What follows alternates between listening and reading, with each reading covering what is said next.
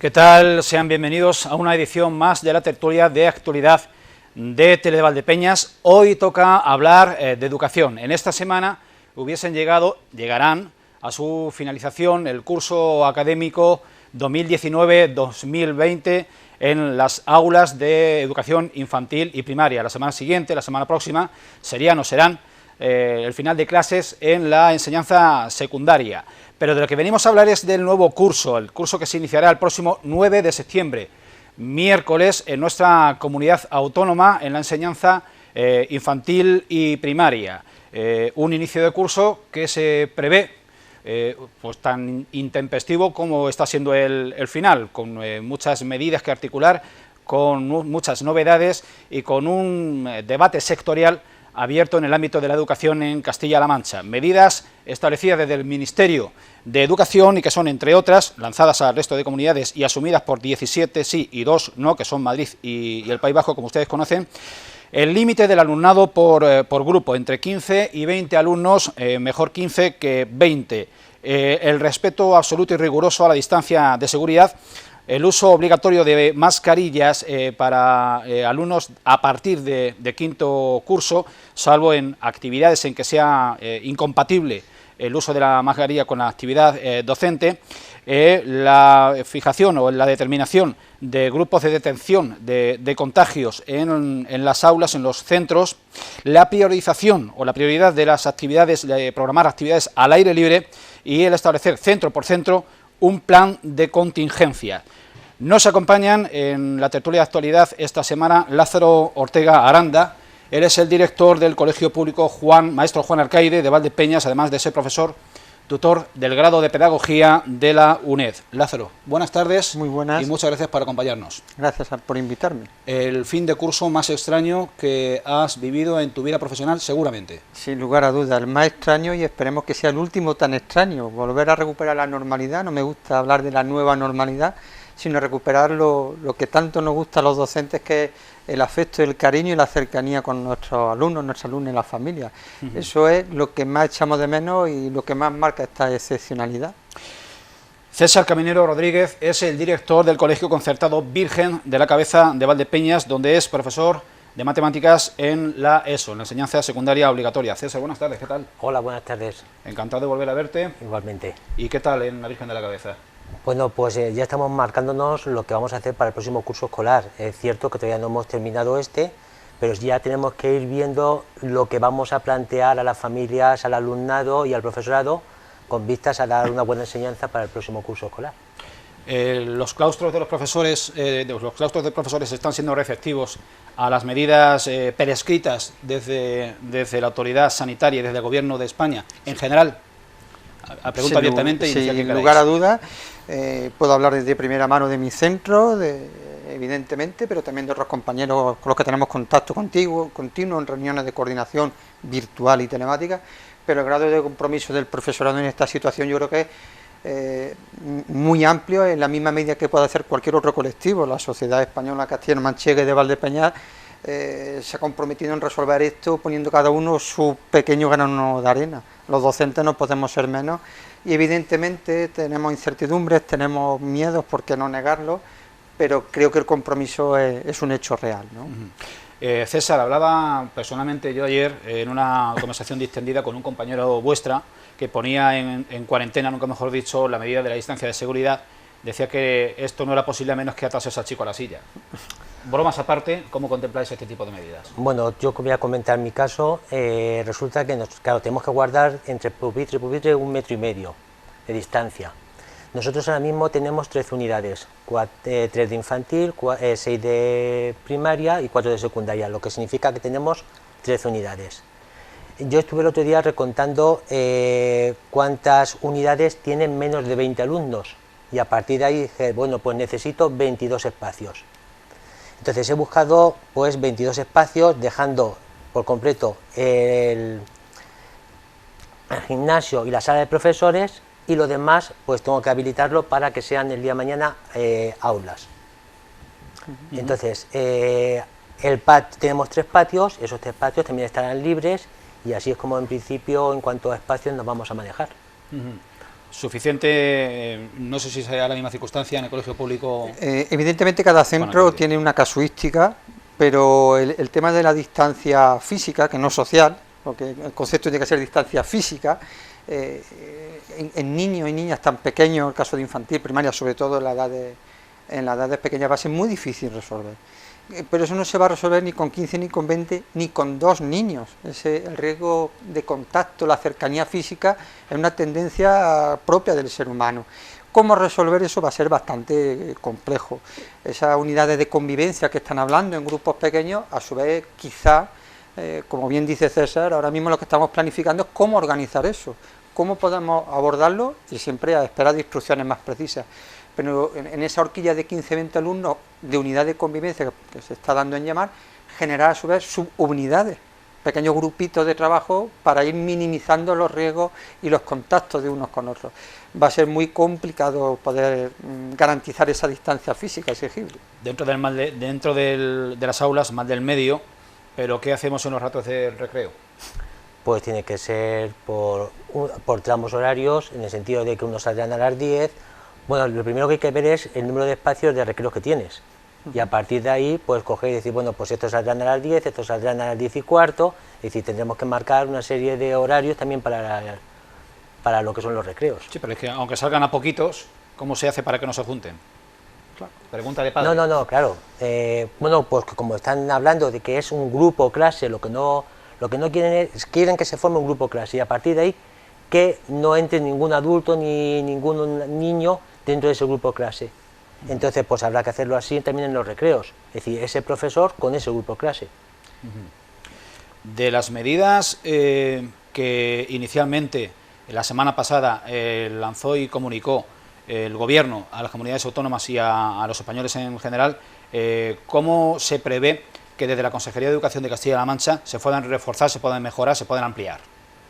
Evidentemente eso es competencia de la Consejería y los únicos datos que tenemos son los que acabas de comentar, el acuerdo de la conferencia sectorial de la pasada semana, no recuerdo exactamente el día, un acuerdo genérico que Castilla-La Mancha ha adquirido el compromiso de desarrollarlo, de cumplir esas expectativas, esas instrucciones que saldrán y que van a desarrollar, pero evidentemente eso será competencia de ellos.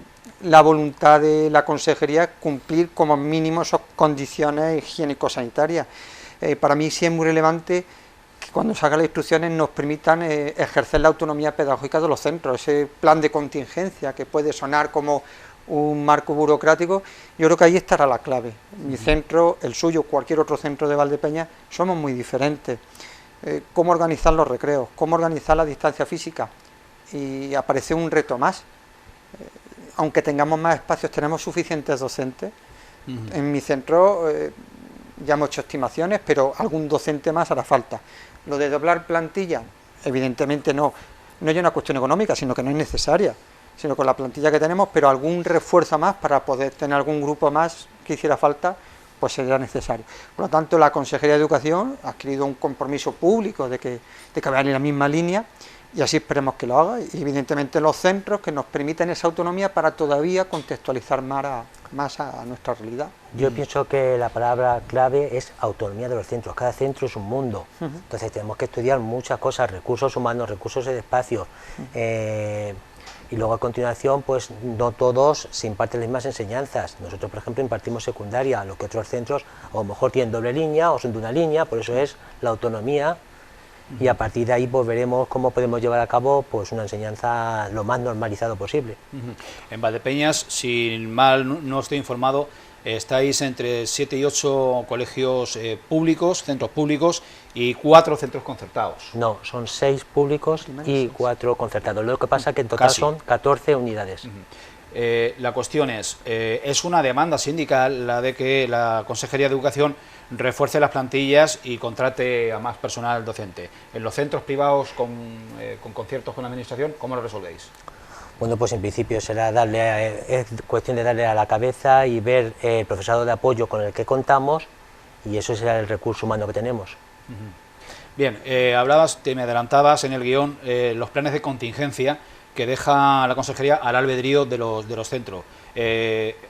Cada cual en vuestro ámbito sois representativos del resto de centros, tanto concertados como públicos. ¿Cómo lo vais a plantear, por ejemplo, en el Colegio Público Juan Alcaide? De hecho, ya estamos trabajando en él. No aparece una instrucción, no hay una estructura del mismo, pero el equipo directivo del Colegio Público Maestro Juan Alcaide, como el resto de los centros de Valdepeñas, estamos trabajando en ello.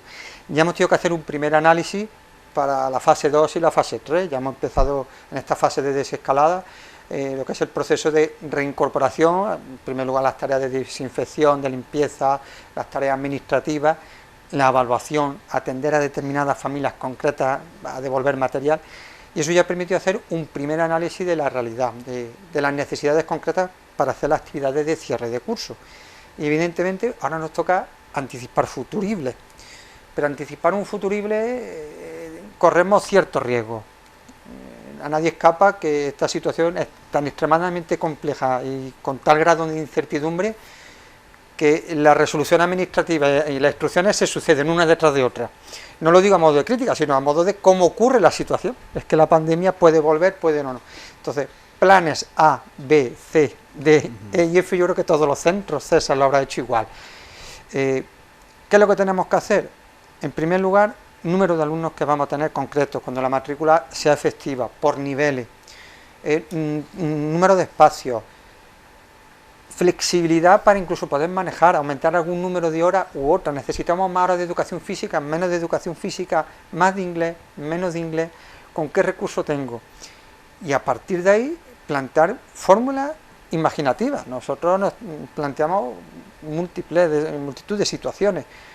¿Por qué no organizar grupos mixtos de distintos niveles para así conseguir bajar la ratio? Si tienes 25 y 20, eso son 65, entre 3, 20, pues ya puedes mezclar grupos. Digamos que aprender de otros centros que están funcionando de forma creativa. ¿Por qué no hacerlo nosotros también? Es el momento de asumir riesgos educativos y esa innovación que tantas veces no hacemos los colegios, es el momento de ponerlo en el asador.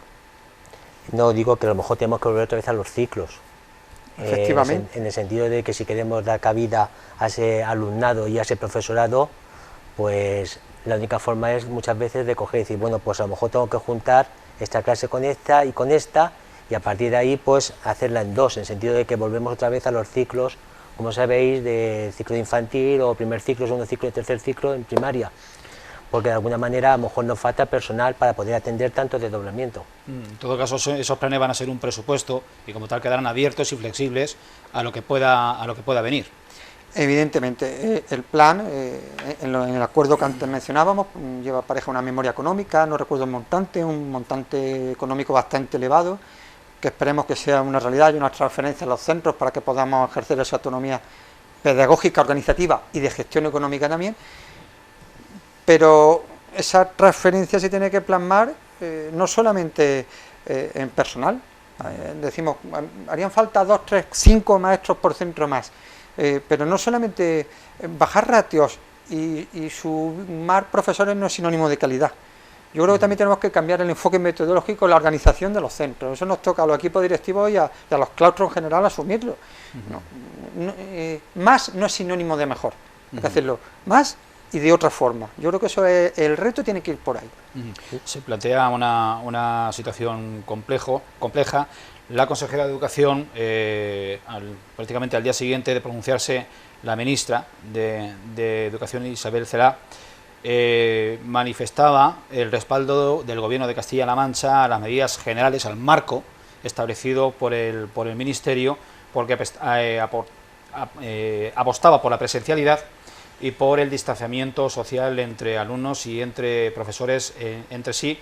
Sin embargo, demandaba algo más de atención al fenómeno o al hecho de la dispersión demográfica. Valdepeñas, en el contexto demográfico de Castilla-La Mancha, es una ciudad. Si fuese un pueblo de Madrid sería un pueblecito. Este asunto de la dispersión, que encarece el precio de la educación, ¿plantea algún problema serio en Valdepeñas con respecto a lo que puede ser un municipio similar en Madrid, por ejemplo? Esta es una comunidad colindante. César. Bueno, vamos a ver, has hablado de muchas cosas en un poco tiempo. Yo por un lado quería decirte que la verdad es que hay que felicitar a las familias porque fue de un día para otro el coger, el olvidarnos de los libros. A nuestro centro por lo menos ocurrió eso, los libros se quedaron en el colegio, luego gracias a Protección Civil fueron distribuidos. Por otro lado, llega un momento en que tenemos que dar un giro por completo a la forma de pensar, a la forma de cambiar la metodología, y tenemos que, por un lado, ayudarnos de las familias. Es decir, por eso digo que hay que darle pues un aplauso bastante fuerte también a las familias, a muchos colectivos hay que darles ese aplauso, sin olvidarnos por supuesto al sanitario, que es el más grande. Pero las familias nos han ayudado mucho. Hemos tenido que coger y cambiar la forma de trabajar. En un momento determinado hemos visto que hay muchas familias que no tenían recursos económicos, que no tenían tablets, que no tenían ordenadores, que no tenían conectividad. Bueno, pues desde los centros hemos dado respuesta, gracias a la administración, a todo ese tipo de medidas. Y lo habremos hecho más o menos bien. Pero yo, si ahora mismo volviésemos a retomar el tiempo, diría, pues creo que visto lo visto, es de sobresaliente. Es decir, de un día para otro, el coger y cambiar todo, y que las familias se han implicado así, el alumnado se hayan implicado así. Claro, habrá habido un tanto por ciento escaso de alumnado que ha pasado, que se ha aprovechado del COVID, pero el resto de alumnado, y por otro lado ha dado respuesta satisfactoria a lo que nosotros exigíamos como profesores. Por otro lado, decir que yo estoy con la ministra, que infantil y primaria debe ser presencial. Ya en el caso en secundaria, en la universidad, bueno, pues el tema ya de ordenadores lo han captado mejor, es decir, que se pueden llevar las clases de otra manera distinta a lo que es en esas dos etapas, la infantil y primaria. Claro, nosotros con lo que contamos en Valdepeñas, bueno, pues creo que sí podemos dar una respuesta buena. Otra cosa es Madrid, pero nosotros con las unidades que tenemos, las ratios que tenemos establecidas ahora mismo aquí, que tampoco son muy grandes, pues otra cosa es, como ha dicho antes Lázaro, cada centro, cada autonomía, cada ciudad tiene que estudiar y en profundidad pues el caso suyo. Hay un asunto que todavía no hemos abordado, la hipótesis, la posibilidad de que parte de la enseñanza haya que acometerla de manera no presencial a partir del nuevo curso. ¿Esto sucederá en los centros de infantil y primaria de Valdepeñas, en alguno de ellos? ¿Que tengan que rotar los alumnos? A día de hoy, aunque me reitere e insiste en el tema del acuerdo, lo que se dice es que en septiembre la enseñanza será presencial. Entonces tenemos que contar con eso a día de hoy, y además creo que es nuestro deseo mayoritario retomar eso. Antes decía, la cercanía, ese acompañamiento físico que necesitamos todos los miembros de cualquier centro. La presencialidad no depende del criterio técnico docente, depende del criterio técnico sanitario. En el momento que pudiera haber un rebrote significativo y haya que volver a algún tipo de confinamiento en educación, tenemos que ser los primeros, como ocurrió el viernes 13 de marzo. Lo que sí ocurre es una cosa, no tenemos que tener miedo a la no presencialidad. Evidentemente esto ha sido una experiencia frustrante muchas veces, lleno de miedo, pero creo que se ha resuelto, como bien decía César, con cierta satisfacción. Él hablaba de su centro, de cómo se han organizado. En nuestro caso concreto, estamos en un barrio periférico de familias trabajadoras, pero lo que decidimos fue organizar, tras las vacaciones del segundo trimestre, tras Semana Santa, fue organizar una, entre comillas, docencia online. Desde 3 años hasta sexto han tenido una franja central de la mañana, de 9:30 a 12:30, con 3 horas de videoclase, videoconferencia, en un entorno, como digo, de familias trabajadoras que pudieran aparentar a priori que no tenían recursos técnicos necesarios. Desde el centro y desde la Consejería de Educación se le dieron ciertos recursos, no suficientes, no con la calidad necesaria, pero nos ha permitido tener videoconferencias diarias de 2-3 sesiones diarias, donde se impartía no el horario presencial, sino un horario diferente, donde lo que se hacía era reforzar, consolidar cosas nuevas, poquitas, por algo muy sencillo. Está en una situación excepcional, no podemos meter más presión. pero lo que ha servido esta enseñanza no presencial es para acompañar a niños y a niñas, a familias y viceversa. Los docentes, los maestros estábamos solos en casa, confinados con nuestras familias, con nuestras necesidades, con nuestros miedos, con nuestros problemas de salud, con nuestras familias respectivas que tienen alguna situación. Y sin embargo, el Colegio Juan Alcaide, como otros muchos, hemos organizado esa franja de videoclases y nos permitía un contacto diferente. No es traspasar la enseñanza presencial a la no presencial, pero nos ha permitido ese acompañamiento pedagógico que creo que es el éxito. Y no de los docentes. Ahí suscribo las palabras de César, la familia. Las familias se han visto confinadas, con problemas de salud, sin recursos, con un ERTE, con 3 hijos en casa y encima como maestros suplentes, sustitutos de los maestros titulares, que le mandaban información o tenían 3 horas de videoclase con nosotros. Eso es de verdad lo que ha sido el trabajo y el esfuerzo. Con éxito. ¿Qué es el éxito? El éxito de la pandemia era, para mi modo de entender, el acompañamiento emocional. Creo que se ha cumplido. ¿Se ha aprendido? Sí. Se ha consolidado, se ha reforzado. ¿Se ha avanzado? No. Eso es otra cuestión. Por lo tanto, cuando llegue septiembre, empecemos de forma presencial, tenemos que volver a no presencial, ya tenemos la experiencia. Ahora falta unos poquitos más de recursos, un poquito más de formación del profesorado y ser capaz de hacer algo diferente. Y yo creo que con un poquito de esfuerzo se puede sacar adelante eso. Yo de todas formas pienso que la educación ha pegado un giro de 180 grados, en el sentido de que a todos nos ha valido para algo, por desgracia, este coronavirus.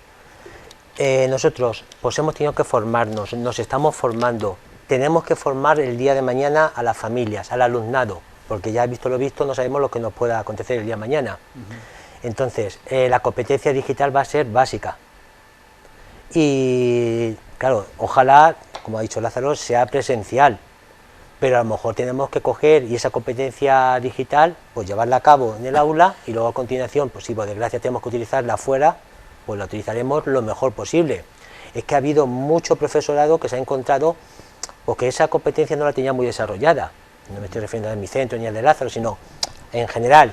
Es decir, lo mismo que por ejemplo yo si hablo de mí, pues el tema del inglés pues no es lo mío. Pues lo mismo sucede a muchos profesorados. El tema de la competencia digital no es lo suyo, pero se ha esforzado, se ha formado y lo va a intentar hacer lo mejor posible por lo que pueda venir. Y ahora nos toca también formar a las familias y al alumnado. Yo veo el único riesgo que sí le vería es que confundiéramos lo que es pasar de la clase allí, física que nos vemos, a tener una pantalla delante. Eso es repetir lo que estábamos haciendo allí. Eso no tiene sentido. La enseñanza a distancia, a través de las nuevas tecnologías, tiene que ser diferente. No vale dar la clase magistral. Para eso está la televisión española con los programas de las 2 que salían con una pantalla, con una pizarra y van explicando. Creo que tenemos que hacerlo de forma diferente. Hay que buscar nuevas metodologías. Hay una metodología que está últimamente se nombra mucho, el Flip Classroom, darle recursos a las familias para que puedan trabajar en casa y luego los docentes hacer lo que se llama la consolidación, ampliar, reforzar, permitir trabajo en equipo. Entonces cambiar el concepto. No tener una pantalla, no que estemos al teléfono pegados, sino cambiar la forma de trabajar, la forma de enseñar y de aprender a nuestros chicos. Ese es el gran reto.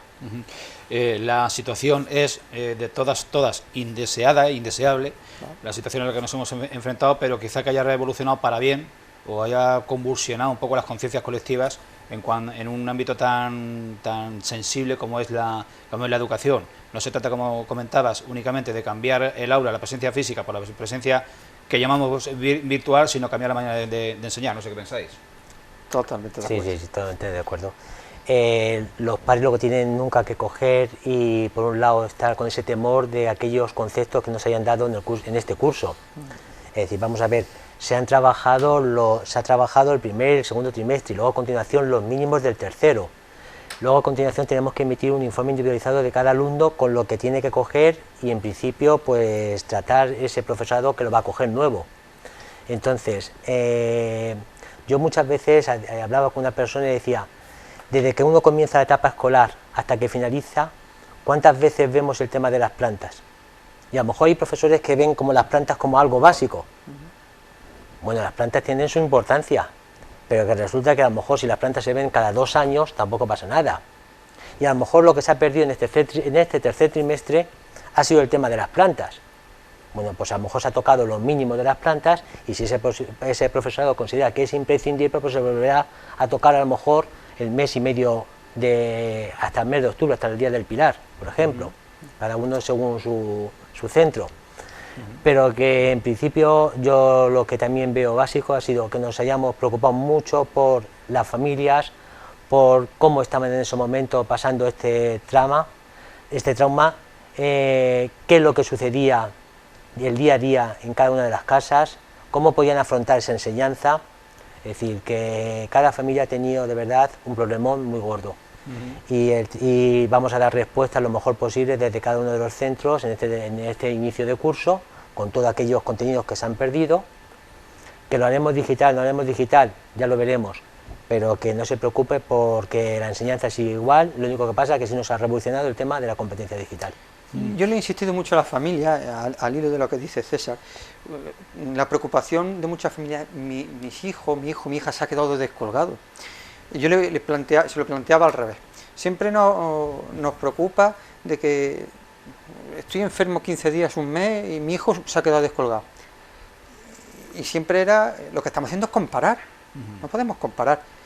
Pero en este caso no ha venido un poquito bien.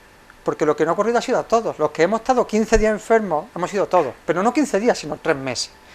Además, las 2/3 primeros del curso estaban resueltos. Nuestra sesión de evaluación estaba planificada para el mismo día que se cerró el centro. Entonces, lo que en cantidad se ha perdido ha sido poco. Y de lo que se ha perdido no son contenidos que podemos llamar imprescindibles. A fin de curso, precisamente se concentran contenidos menos relevantes. Entonces, hay que transmitir calma. El parón ha sido para todos, nadie se ha quedado descolgado respecto a los demás, sino que todos hemos perdido 3 meses de nuestra vida. En el mundo de la educación, en la sanidad mucho más, pero el hostelero que ha tenido cerrado un bar también ha perdido 3 meses. Apliquemos esa metáfora o la comparación a los chicos, pero son todos los que lo han perdido. No pierden una cuestión económica, no pierden una cantidad de conocimientos. Como dice César, septiembre, octubre, noviembre, haremos una reorganización, unos planes de estudios nuevos, unas nuevas programaciones para dar respuesta. Y todo fluirá de nuevo, con seguridad. Aparte de eso, el tercer trimestre siempre es más leve, en el sentido de cuántas excursiones hacemos, cuántas actividades extraescolares. Es decir, por el buen tiempo, todo para el tercer trimestre. Entonces, como ha dicho, muchas veces una enfermedad, a lo mejor, pues es el tiempo que hubiese pasado esto. Hay un balance que los profesores seguro que lo estáis haciendo y de hecho va implícito en tu última intervención. Es ese balance de éxito y de fracaso en cada grupo. De no haber ocurrido la pandemia, de no habernos recluido, de no habernos confinado, de no haber padecido esta situación, ¿el resultado hubiera sido el mismo? Desde el punto de ¿Ha influido en el resultado, en el rendimiento, en el resultado final Desde el punto de vista curricular, evidentemente sí. Nos ha cubierto el programa de estudio, nos ha cubierto el currículo y eso es así, eso no se puede negar. Pero también acabo de decir que es algo mínimo. Hablamos en términos cuantitativos, poca cosa. Pero la educación es más que eso. La educación es acompañar, la educación es tutorizar, orientar, asesorar. Y eso, en mi modesto entender, creo que no se ha perdido tanto. Se ha perdido, claro, la calidad de la interacción. Pero también se han ganado otras cosas. Antes hablaba de si se ha sacudido conciencia. Yo creo que el profesorado, esto ha servido como cualquier otro colectivo para decir hay que afrontarlo de otra forma, pero es que las familias también. Y yo creo que ha servido para hacer piña también. Las familias y los maestros siempre tenemos que trabajar juntos. Y no es una cuestión ética o que lo digamos y se queden bonitas palabras, sino que en estos momentos es una realidad. Entonces, ¿se ha perdido en cosas? Sin lugar a dudas, pero creo que se han ganado otras. Puede parecer un discurso optimista. Para mal ya tenemos la salud, que eso es una realidad incuestionable, pero no añadamos más presión desde el punto de vista de la educación. La escuela no tiene que ser nunca una fuente de disturbio para una familia, para un niño, para una niña, tiene que ser fuente de avance. Entonces, no hay que decirlo con un falso optimismo, pero sí hay que tener claro que no hemos perdido tanto. para nada. Yo estoy con Lázaro, es decir, nos pidieron coordinación del profesorado, lo hemos tenido, nos pidieron coordinación con las familias, lo hemos tenido, es decir, hemos tenido una respuesta bastante grande y agradecida por parte de las familias y no hemos perdido tanto, es decir, que aquellos contenidos mínimos que hayamos perdido se van a volver a recuperar en el primer trimestre. Ojalá no tengamos que volver a la misma situación. También hemos aprendido la competencia digital, como he dicho anteriormente. Es decir, también nos ha servido por un lado para formarnos tanto a los padres como a los alumnos como a nosotros. Todos. Entonces, de algo, por desgracia, nos ha servido esto. Entiendo que fue el 13 de marzo cuando se suspendieron las clases en Castilla-La Mancha.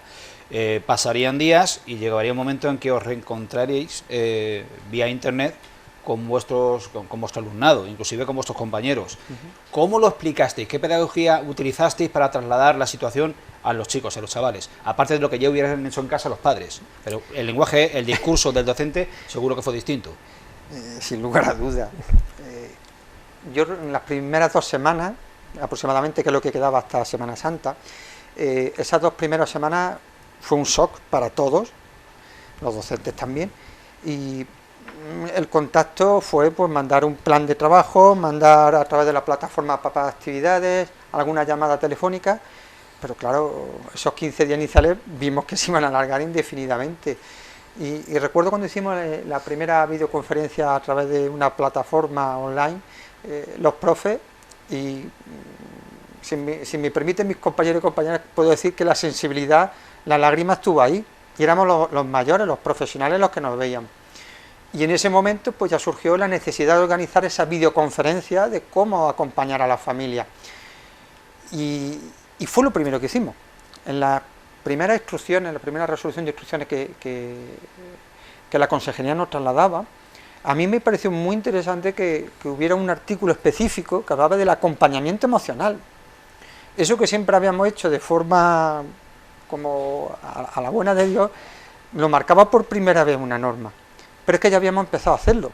Quiero recordar que esa instrucción era del 23 de abril, sí. Ha habido tantas instrucciones que puedo fallar en alguna fecha, pero es que antes había sido Semana Santa y algunos cumpleaños se habían celebrado virtualmente con la profe durante las vacaciones de Semana Santa, por ejemplo. Se buscó una cierta cercanía, normalidad no debemos decir, sí cercanía, para explicar situaciones, para explicar las nuevas formas de comunicarnos, las cosas que íbamos a hablar. Que cada uno, cuando empezaba una videoconferencia, cada niño o cada niña tenía unos minutos para compartir cómo se sentía, qué había ocurrido en su casa. Eso es algo muy significativo. Pero no termina ahí. En nuestro cole hemos hecho lo que son unas medidas de acompañamiento tutorial. Cada 15 días aproximadamente se planificaba una actividad de relajación, de mindfulness, de cualquier otro tipo de situaciones, o sencillamente que cada uno pudiera decir lo que quisiera. Yo recuerdo una videoconferencia con una alumna mía en concreto, individualizada, y le había dicho, para mañana a ver si te aprendes las tablas de multiplicar tal, y no se las supo, y lloraba y no me las quería decir, y le dije, pues coge las tablas y las arrincona y vamos a pasar otra cosa. O sea, todos los miedos eran capaces de sacarlo. Y es que estar en casa con la familia, con la presión, ver una ventanita exterior, una válvula de escape, ha supuesto mucho. Entonces, además de que la consejería nos hablaba del acompañamiento emocional, en mi centro se ha apostado por una serie de actividades quincenales mínimo por las distintas tutorías para plantear ese tipo de actuaciones con los chicos. César, vuestra experiencia. Nosotros hemos hecho algo muy similar a su colegio. Lo más importante en estos momentos, y fue en su momento, era el saber cómo se encontraba el alumnado, cómo se encontraban las familias, porque cada familia tenía un problemón muy gordo. No es lo mismo vivir en un chalet donde tengas tu piscina, donde tengas tus espacios libres, a coger a lo mejor vivir en un piso de 60 metros cuadrados y a lo mejor sean 6 miembros de familia.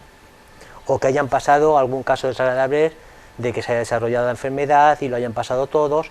Entonces lo primero era eso, el acompañamiento, en el sentido de saber interesarnos por esa familia, cómo estaban, y luego ya a continuación pues se le fue dando a los distintos profesores una serie de instrucciones que nos venían desde la consejería, y lo hemos hecho lo más ameno posible, sin darle mucha importancia al tema de que no se agobiasen, puesto que ha habido padres, que yo he oído por ahí, de que se agobiaban con tanta tarea si no había coordinación con el profesorado, de la que recibían por parte de un profesor, de otro, y llegaba un momento que lo que hacíamos era el efecto contrario, agobiarlos. Eso no era nuestra intención, era al contrario, que el chico trabajase en clase, trabajase en casa, pero en ningún momento con ese agobio, sino al revés, que supiese vivirlo con normalidad y afrontarse el problema que tenemos pues de lo mejor posible. Entonces, a base de instrucciones y a base de coger llamadas, de videoconferencias, pues lo hemos orientado bien y estamos contentos con la labor que hemos desarrollado. Por eso yo decía al principio que debemos, por un lado, felicitar a las familias, a muchos colectivos. Hay más cuestiones. Habéis comentado de soslayo el concepto o la llamada brecha digital, que sin duda habrá emergido ahora más que nunca. ¿La teníais detectada en su verdadera dimensión o os habéis sorprendido? Yo puedo decirlo al revés. La brecha digital existe, pero yo tenía un prejuicio de que iba a ser mayor. Evidentemente, puedo dar datos concretos. En mi centro se han prestado 21 ordenadores netbooks. Insisto que algunos muy antiguos, con problemas, lo admito, pero se han prestado. La consejería incluso nos facilitó 2 tablets extras para 2 alumnos que no podíamos llegar de nuestro centro. Incluso un alumno que le pilló el confinamiento fuera de Valdepeña, en Ciudad Real Capital, le pudieron prestar desde allí un equipo. Familias que no tenían conectividad y que se le ha facilitado una tarjeta 4G, pero yo consideraba que iba a ser más todavía. Por lo tanto, recursos han existido. A todas las familias no hemos llegado. ¿Qué se ha priorizado? De tercero a sexto de primaria, que fue lo que marcó la Consejería de Educación. Nos centramos en esos cursos. Incluso en algunas familias que había 2 y 3 niños, con la organización que en nuestro centro hemos apostado por videoclase, le ocurría que tenían videoconferencia al de tercero y videoconferencia al de sexto, un único recurso. ¿Qué es lo que que buscábamos? ¿Tienes móvil? ¿Tienes una tablet? Le buscábamos, incluso le hemos prestado ese segundo equipo. Insisto, algunos deficientes y no quiero tampoco lanzar otra cosa. Por lo tanto, la brecha digital existe, pero más que en medios, porque un simple móvil lo tiene la gran mayoría de familias y para lo que hemos trabajado en algunas ocasiones ha servido, la brecha digital está en la formación. César ha hablado varias veces de eso. La formación en primer lugar de los docentes, que no sabemos, la formación de las familias, pero luego está el servicio técnico, porque no todos teníamos los recursos ni sabíamos cómo arreglarlo. Había familias que te llamaban y decían, ¿y cómo pongo la tarjeta 4G en el móvil? Yo soy maestro, pues hemos intentado ayudar, le hemos hecho manuales, se lo hemos lanzado para hacerlo, nos poníamos al teléfono, apaga el móvil, coge el otro, o sea, paso a paso para allá. Por lo tanto, la brecha digital, en recursos sí, pero hemos podido llegar. Existe una brecha, pero creo que era menor de la que yo o nosotros creíamos. Pero la brecha está en formación, en cómo usarlo y en el tema técnico, cómo montarlo, cómo organizarlo. Ahí es donde creo que es la clave, que hay que incidir. Sí, yo también me llevo una sorpresa agradable en el sentido de que hemos tenido que ceder 17 ordenadores de nuestro centro y luego por parte de la Junta pues han sido los que se han encargado de la conectividad a 4 familias. En cuanto lo solicitábamos, a los 2 o 3 días le hacían llegar a las familias esas tarjetas 4G y igual que Lázaro, pues éramos nosotros un poquito los que teníamos que actuar de técnicos y aprender a cómo se ponía esa tarjeta, porque hay muchas familias que no están, en el tema digital no están muy puestos. Y por ese motivo pues nos ha servido a todos para aprender, si es lo único bueno que nos llevamos de todo esto. En alguna conversación off the record, he sido testigo del testimonio de algún docente con responsabilidades a nivel de administración pública que habla de que sería realista plantear un nuevo curso con normalidad. Normalidad, no nueva normalidad, sino normalidad absoluta, por un lado. Pero en el horizonte a medio plazo está la amenaza y el riesgo de un rebrote. Ante una perspectiva y ante otra, ¿cuál es vuestra impresión? Que tenemos 2 planes, el plan A y el plan B. Es decir, nosotros, por ejemplo, nos piden ahora que tenemos que elaborar una memoria con lo que vaya a pasar para el próximo curso escolar, cómo nos vamos en cuanto a organización, en cuanto a recursos. Bueno, pues, ¿qué es lo que vamos a hacer? Un plan A y un plan B, porque siempre tenemos miedo a que esto vuelva otra vez a rebrotar y entonces tenemos que, ante esa posibilidad, coger y dar salida. Y por ese motivo es tener, pues, como dijéramos, 2 formas de pensar distintas para hacer realidad a lo que nos pueda venir. Yo añadiría incluso un plan C, un plan D, un plan E y un plan F, porque no se sabe. Pero retomando la pregunta, yo discrepo de ese criterio, de esa conversación off the record. Normalidad, como la que había antes, creo que no va a poder suceder, pero por algo muy sencillo, es que tenemos miedo. El ciudadano de a pie tiene miedo, los padres y las madres tienen miedo de lo que puede ocurrir. Y la educación, el sistema educativo tiene que dar una respuesta.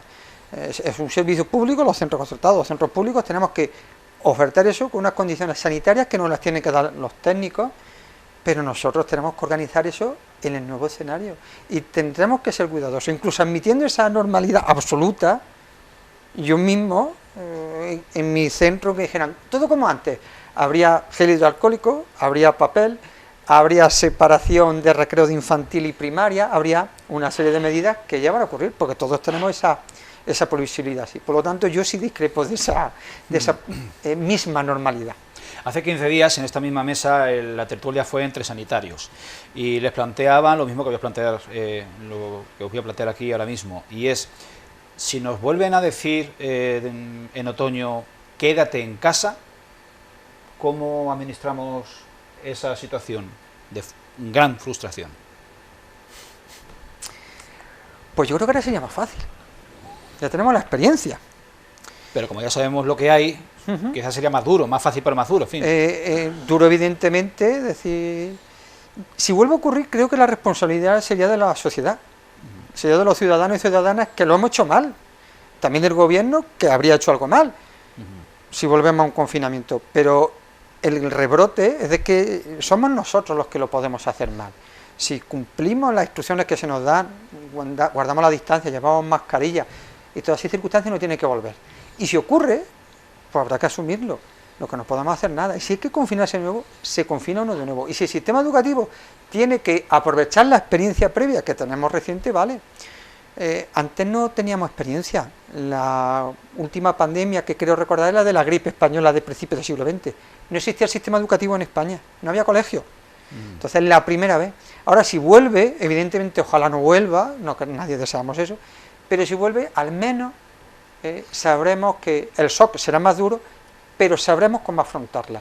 Y por lo menos tendríamos eso ganado. No perderemos esos 15 días que antes dije hasta que llegó Semana Santa. Empezaríamos sobre la marcha. Creo que está ganado. No lo minusvaloraremos tampoco. No. Cosa que sí, confesemos que sí se hizo por parte de la sociedad en su totalidad, allá por el mes de febrero, cuando por China venía algo que no sé qué, y que estábamos y como se minusvalora ahora, cuando uno ve ciertas imágenes, y no hablemos de botellones ni situaciones de esas, la estamos minusvalorando. Vemos que pasamos de fase y creemos que podemos hacer algo. Eso no es verdad. Hay que mantener la calma, hay que saber utilizar eso.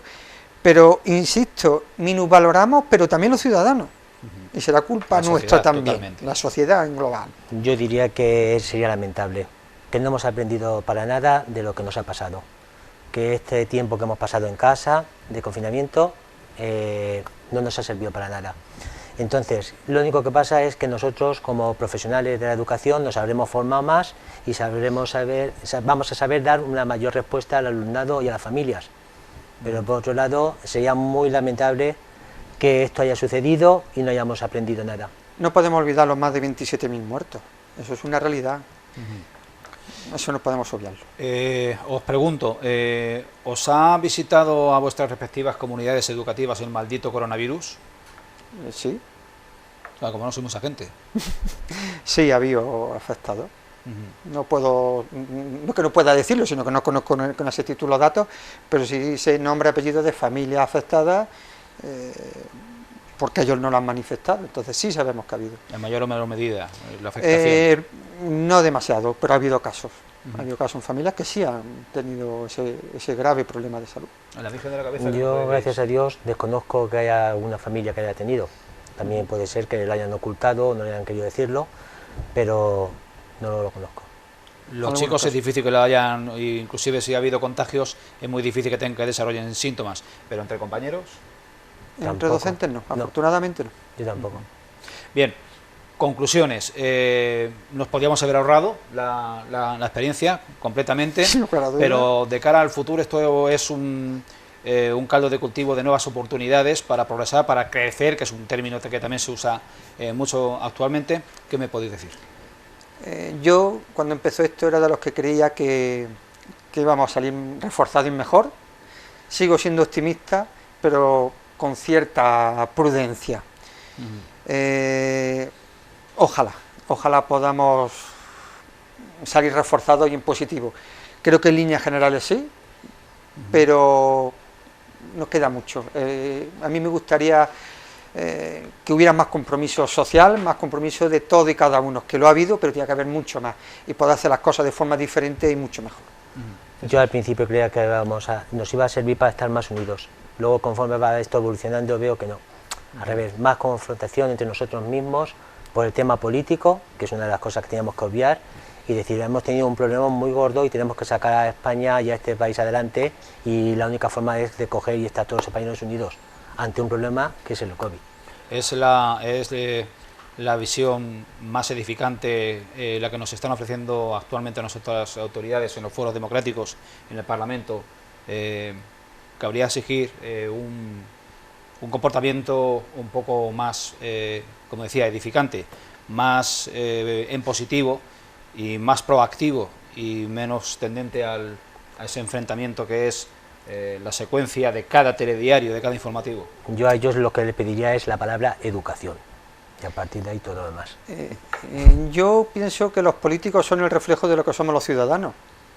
Entonces ese nivel de polémica, conflictividad que es real y que duele ver en las tribunas, creo que también los ciudadanos tenemos parte de culpa. Entonces, si me permitís la frase, educaos y votad. Entonces, eduquémonos y votemos en consecuencia. Lo que tenemos es lo que nosotros hemos votado. Entonces, asumamos la responsabilidad también de lo que tenemos. Muy bien, pues esto ha sido todo en esta tertulia que hemos dedicado a educación, al fin de curso, a lo que se ve venir en el próximo curso 2020-2021, que será tan inusual y tan, digamos, extemporáneo, pues, intempestivo como el que hemos tenido desde marzo a esta parte. César Caminero Rodríguez, director del Colegio Concertado Virgen de la Cabeza, muy agradecido por tu participación. Igualmente. Lázaro Ortega Aranda, director del Colegio Público Juan Alcaide, lo mismo digo. Muchísimas gracias. Y espero veros con más asiduidad aquí en esta vuestra casa Televaldepeñas. Muchísimas gracias.